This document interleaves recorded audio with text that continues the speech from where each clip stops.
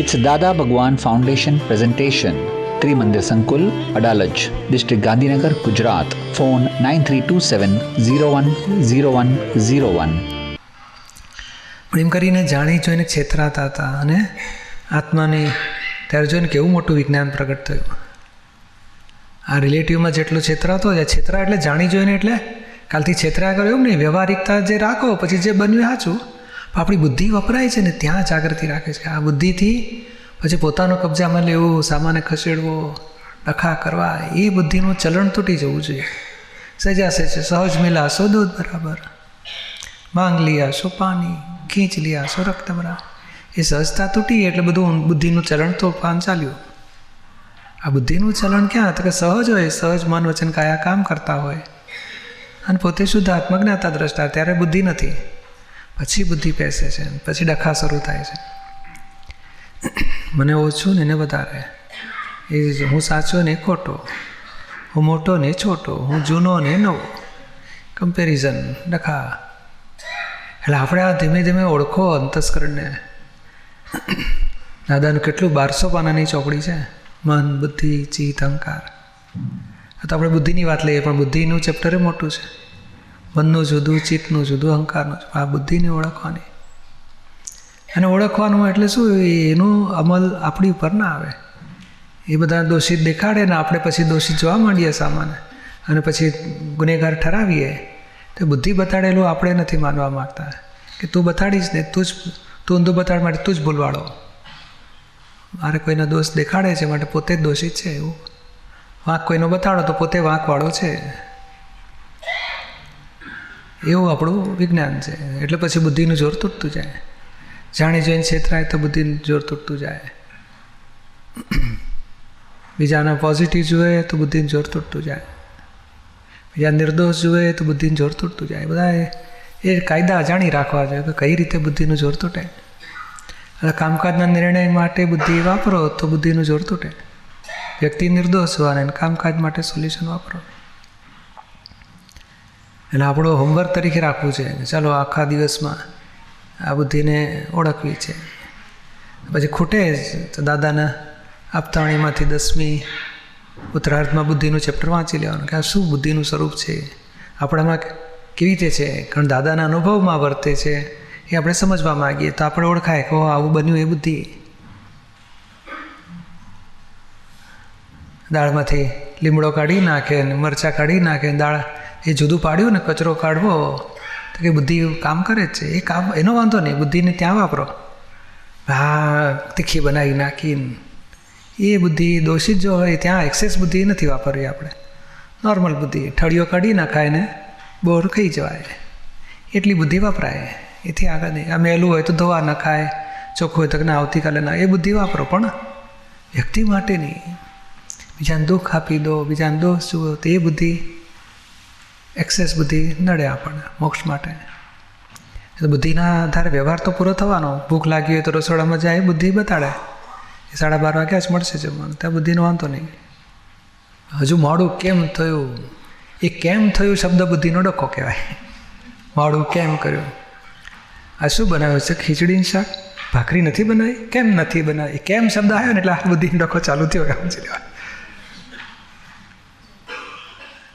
બે ભાખરી બનાવતા શું જોર પડતું? અરે આવું બોલાતું હશે, એ બોલ્યા એટલે બુદ્ધિનો ડખો. એટલે આ બુદ્ધિ ચલણ ચાલતું જ હોય છે એનું. હવે આપણો ખાવાનો મોહ એ નથી ના દેખાય, અને પેલી બુદ્ધિનું ભોગવટો આપી દે સામાને. રોજ બનાવું જ છું, આજે આ બનાવ્યું, આમ સરસ આ તાજા હતા, આમ છે તેમ છે શાક માટે. પણ કંઈક ભૂલ શોધી કાઢે ને એકબીજાને દુઃખ આપી દે. આપણે ઓળખવાનું કે ભાઈ આ ડખા થયા એ ના હોવા જોઈએ. કોઈ દુઃખ ના, આપણે પહેલું લેવલ પકડી રાખો, કોઈ દુઃખ આપવું નથી. એડજસ્ટ એવરી યર થાવ, બન્યું એ કરેક્ટ. એટલે આપણી પાસે આ દાદાની વાતો એ જ્ઞાનની ચાવીઓ જ બધી. અને આપણી પાસે ભરેલો માલ આ બુદ્ધિ, અહંકાર, ચિત્ત, મન, બધું સંસારી અજ્ઞાનથી ભરેલો માલ. એ બેનું ઘર્ષણ ચાલે. જ્ઞાન ગોઠવવાનું, પેલાનો જોર હશે ને અજ્ઞાનનો, એ જોર કામ કરી જશે. પછી આપણને ખબર પડે કે આ બુદ્ધિએ છેતરી પાડ્યા ને ઊંધું ચલાવી ગયા ને સામાન્ય હલાવી નાખ્યા ને દોષિત દોયા ને ભોગવટો આવી ગયો. પછી પણ આપણે ક્યાં લૂંટાયા, ક્યાં ચૂક્યા શોધી કાઢો.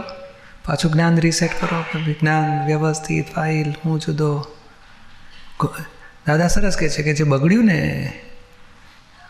આ પ્રકૃતિ કેવી છે, ગયા ભાવમાં ઊંધું જ્ઞાન મળ્યું હોય, લાંચ લેવી જોઈએ, બસ એટલે આ ભાવમાં વર્તનમાં આવે લાંચ લેવી જોઈએ.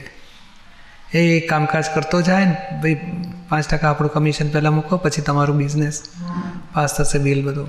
એટલે લાંચ લેવાની પ્રકૃતિ બંધાઈ ગઈ. કેમ ગયા ભાવમાં કારણો સેવન કરેલા, એટલે આવી પ્રકૃતિ બંધાઈ ગઈ. તે મન બુદ્ધિ ચિત્ત અહંકાર એ ફંક્શન જ એનું ચાલતું જોઈએ. કેવી રીતે લાંચ મળે, કેવી રીતે લાભ ઉઠાવો, કેવી રીતે કામમાં ભૂલો કાઢવી ને છેવટે લાંચ સફળતાથી પ્રાપ્ત કરવી. હવે આજનું જ્ઞાન આપણું બદલાયું. કોઈને દુઃખ આપીને લાંચ લઈને ખોટું કે આવું ના હોવું જોઈએ. બેનું ઘર્ષણ ચાલ્યા જ કરે. પેલું વર્તન ઊભું થશે, મન બુદ્ધિ ચિત્ત અહંકાર પેલા પક્ષના ઊભા થશે. આ ખોટું છે, આવું ના હોવું જોઈએ. એ ભાગાકાર કર્યા કરો. એટલે એ આખું જીવન આવું પુરુષાર્થમય કાઢવાનું છે. અલબત્ત આપણું વિજ્ઞાન છે એટલે બહુ સ્પીડી પ્રગતિ થશે.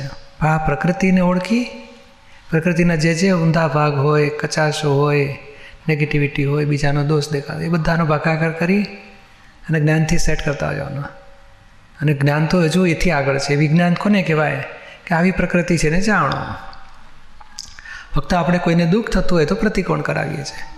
કે ક્રમિક માર્ગ એટલે કેવું, લાંચ લેતો હોય તો હવે નથી લેવી એવો ભાવ કર્યા કરે, નથી લેવી, નથી લેવી, નથી લે, આવતો ભાવ નથી લેવી એવી પ્રકૃતિ બંધાય. આપણે આ ખાડામાંથી પાછું આ ખાડામાં પડવું. આપણે બેઉ ખાડા છે. આ અશુભની પ્રકૃતિ છે, આ શુભ પ્રકૃતિ છે.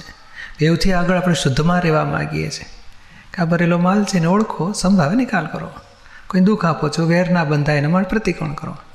આવું ના હોવું જોઈએ. એટલે જેટલું છે એટલું ખાલી કરીને નિકાલ કરી નાખ્યો.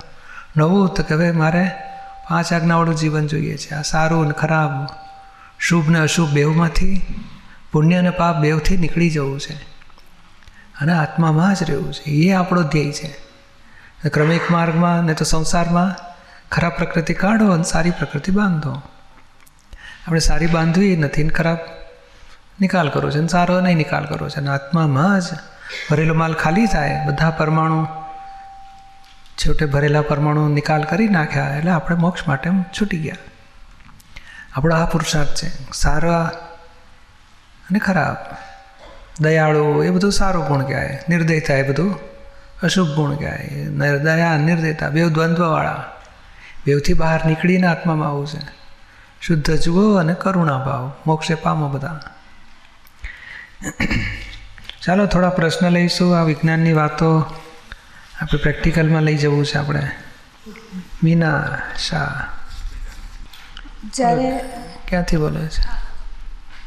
જ્યારે કોઈ પ્રસંગ બને અને ભોગવટો આવ્યો હોય અને જ્ઞાન વાપરીએ પણ ભોગવટો રહ્યા જ કરતો હોય, તો શું જ્ઞાન બરાબર એપ્લાય થયું નથી? કોઈ સમજ ખૂટે છે કે તપનો અમુક સમય હોય એ સમય સુધી ભોગવટો રહ્યા જ કરે? હા, એ તપ અને જ્ઞાન બે ભાગ જુદો છે અને ભોગવાનો હિસાબ છે એ ભાગ જુદો છે.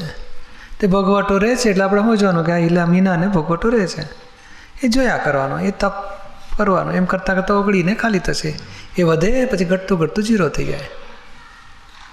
આપણે ઉલટાને તપ કરવાનું, ગયા વખતે વધી ગયો તો એની કરતાં ઘણું ઓછું છે, હવે પહેલાં કરતાં હજુ ઓછો થયો, હવે તો સાવ બંધ થઈ ગયું. જોયા કરવાનું.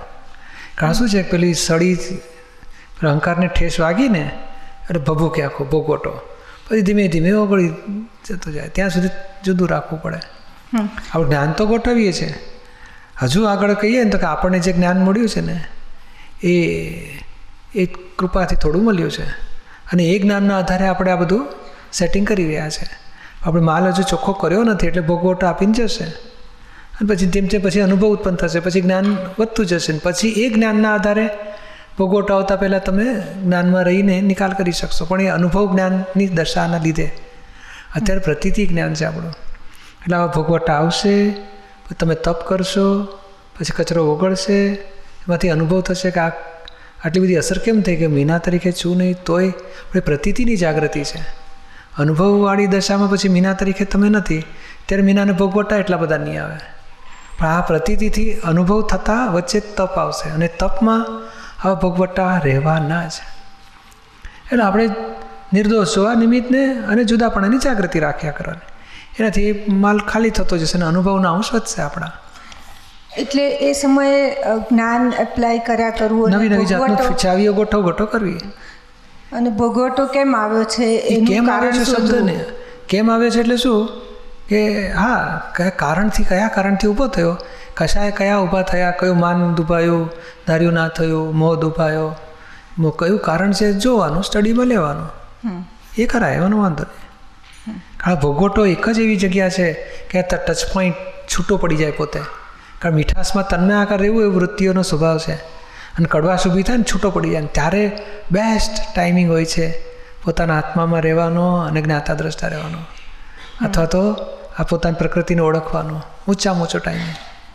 એ હજુ આપણને લાગતું હતું કે આપણે આ માનની આ બાબતનું માનનું તોફાન થતું નથી, પણ આ અડ્યું આ વખતે હજુ એ રોગ છે અંદર, ઓળખાયો આપણને.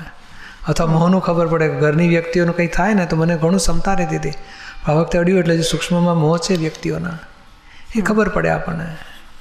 અને પછી ખબર પડે એટલે જાણવાનું, પછી ધીમેથી ઓગાડ્યા કરવાનું, ફાઇલ છે, નિમિત્ત છે, હિસાબ છે ને પૂરા કરવા છે ને વિતરાગ થવું છે ને. એટલે જ્ઞાનની સમજ વધારે ફિટ કર્યા કરવાની. જય સચ્ચિદાનંદ.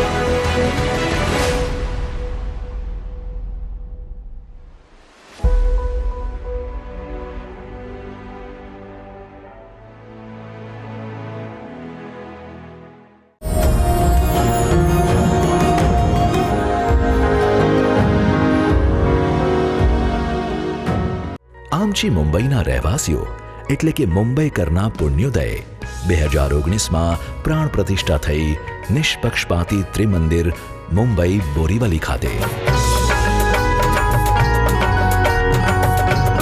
ભારતના મુખ્ય 3 ધર્મ જૈન, વૈષ્ણવ અને શૈવનો સમન્વય આ નિષ્પક્ષપાતી ત્રિમંદિરમાં જોવા મળે છે.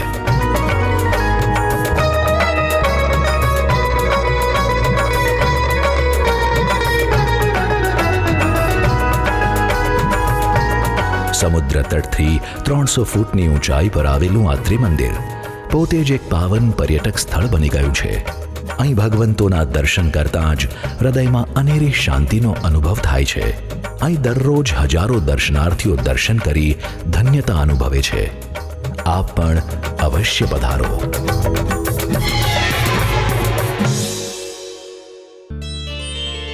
It's Dada Bhagwan Foundation presentation. Trimandir Sankul, Adalaj, District Gandhinagar, Gujarat. Phone 9327 010101.